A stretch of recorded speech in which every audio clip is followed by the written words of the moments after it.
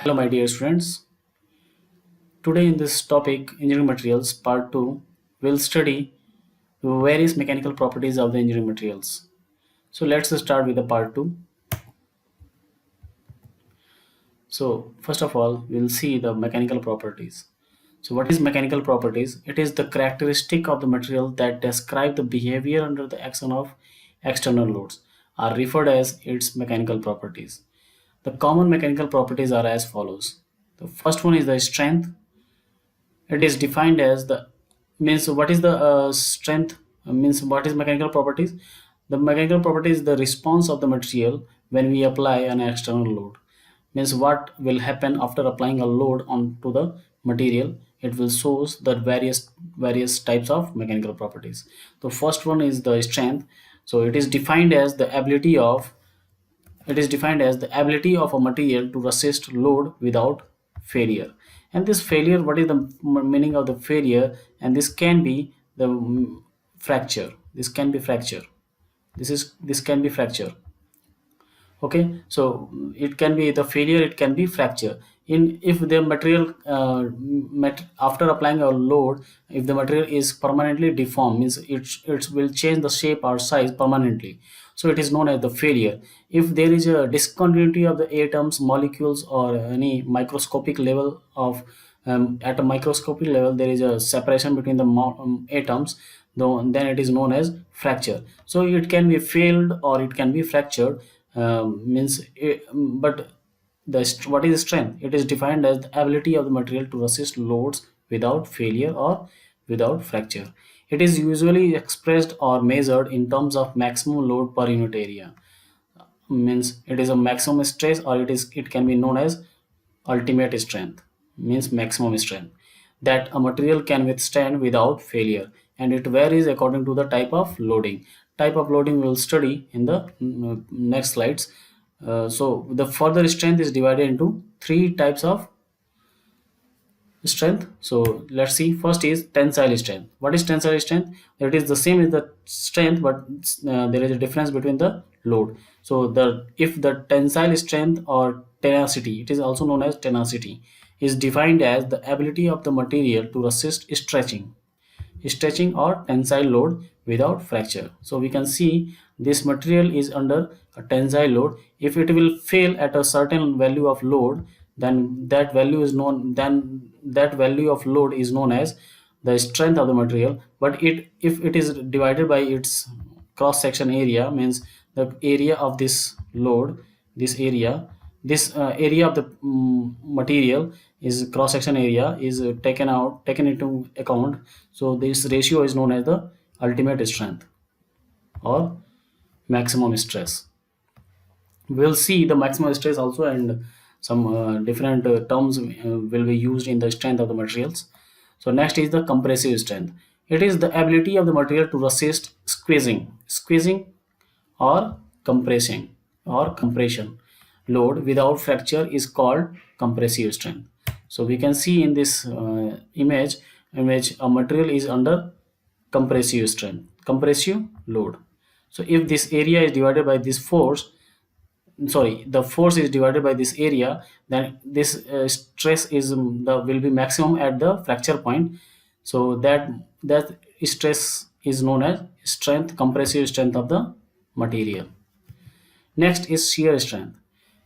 If the ability of a material to resist transverse loads, see, this is transverse load, here it is compressive load, and in the previous one it is tensile load. The loads tending to separate or cut the material is called shear strength. You can see in the picture. So this is the material, the blue one, and this is the violet color on which the force is applied transversely. Transverse means parallel to the cross section area, but in case of the tensile and compressive, the force is perpendicular to this area, and in case of this there is a area, circular area. So this area is parallel to these forces.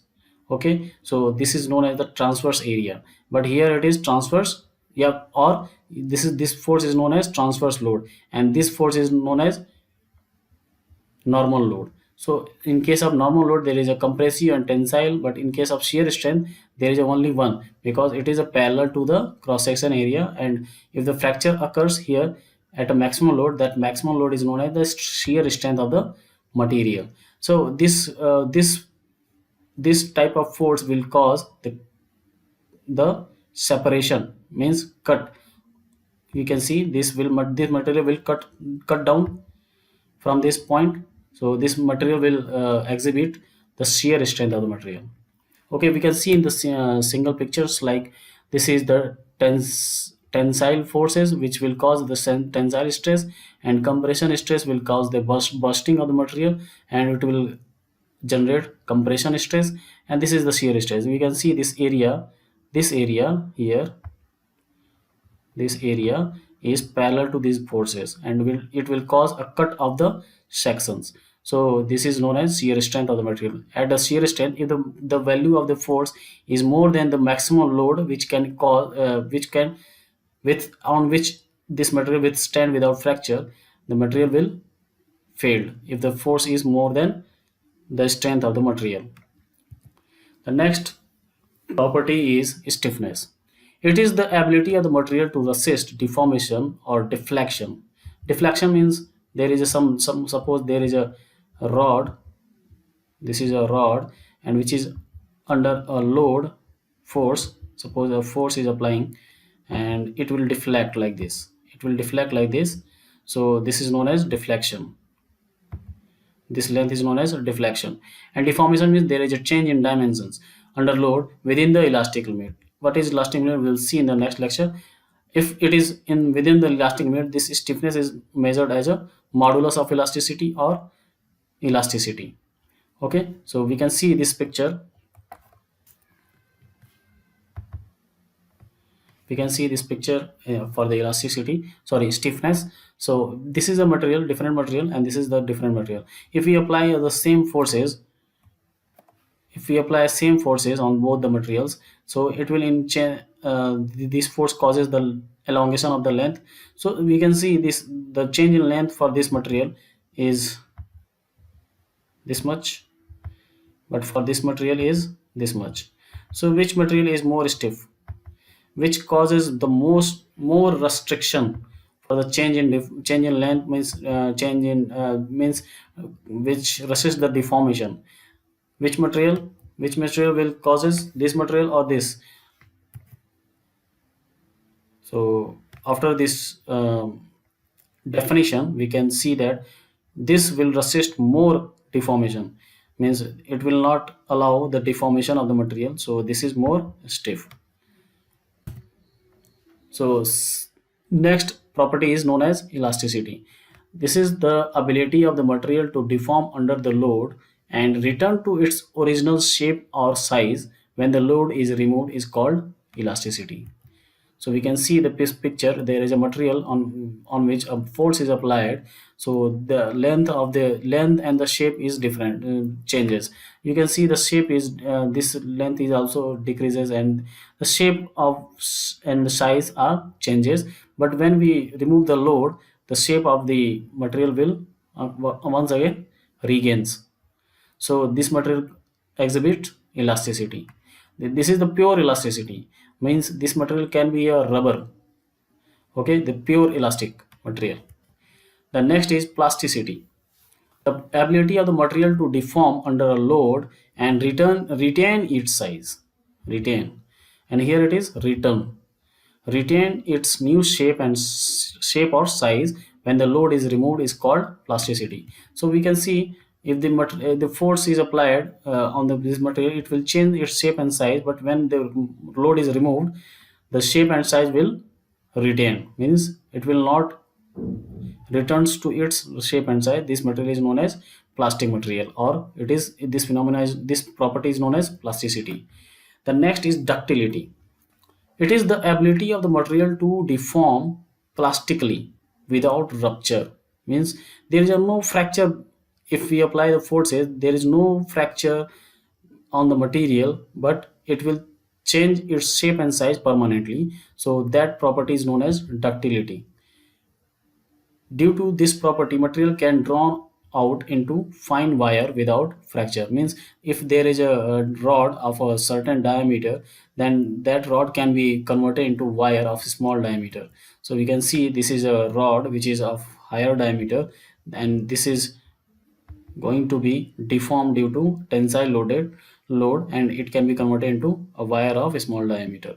So this property is used to make diameter, sorry, wires. Next is malleability. What is malleability? It is the ability of the material to be deformed plastically without rupture. It is also the plastic material. It is for the plastic material without rupture under compressive load. You can see this is compressive load, and the previous one there is a tensile load. If we apply the tensile load, it will convert into wire, and if we apply the compressive load, it will convert. Due to this property, metals are hammered. Hammered means compressive forces applied on the material and rolled into thin sheets. And these thin sheets, we can see the example for the knives. We can see this knife is made from the if there is a material like of more thickness, and this will hammered on the surface, and it will convert it into a sheets, and applying the compressive load, and it will convert into a sheets. Then that property is known as malleability. Next is toughness. It is defined as the ability of the material to absorb energy up to the fracture during the plastic deformation.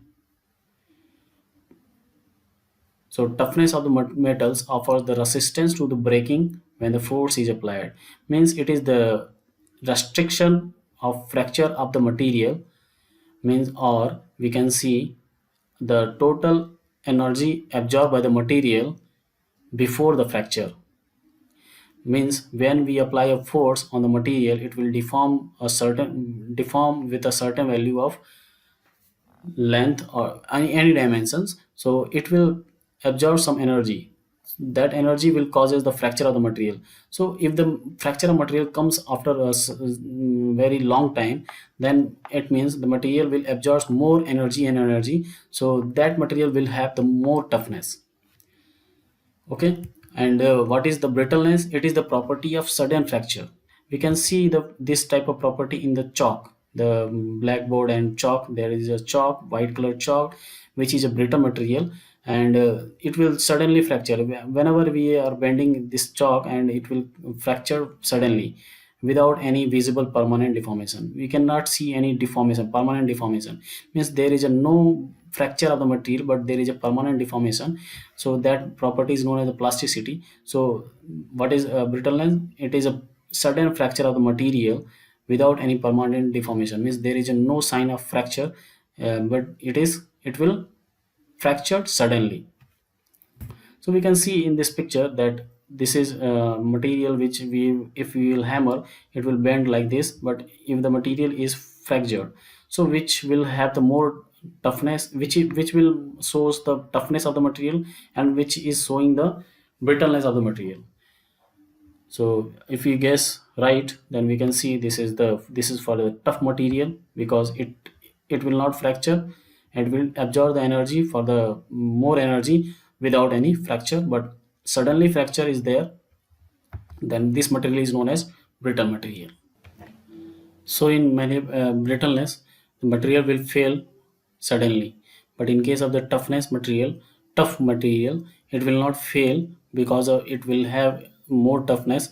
Means it will absorb more and more energy before fracture. So this energy is not for that fracture. So it will just bend like this, and it will absorb all the energy provided by this hammer. But this brittle material will not and absorb that much of energy. So the brittle material will have the low toughness value than ductile material, because ductile material will not cause any fracture. It will just convert into a wire without any fracture, so it will have more toughness.